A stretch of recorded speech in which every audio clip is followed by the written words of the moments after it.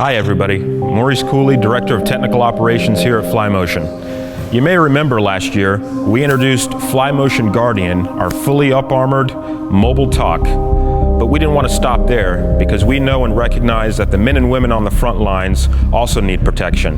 And when I say that, I'm talking about everybody that's out on patrol.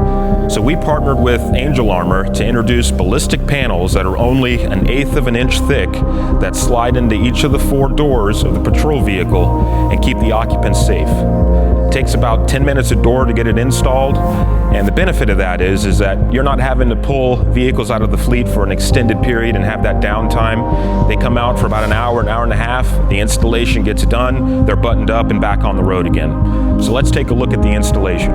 So we've just removed the weather stripping, and now you can see the panels just being inserted into the door. So these are the retaining clips that Chandler's putting on. So they capture the ballistic panel to the actual door frame to keep it from moving.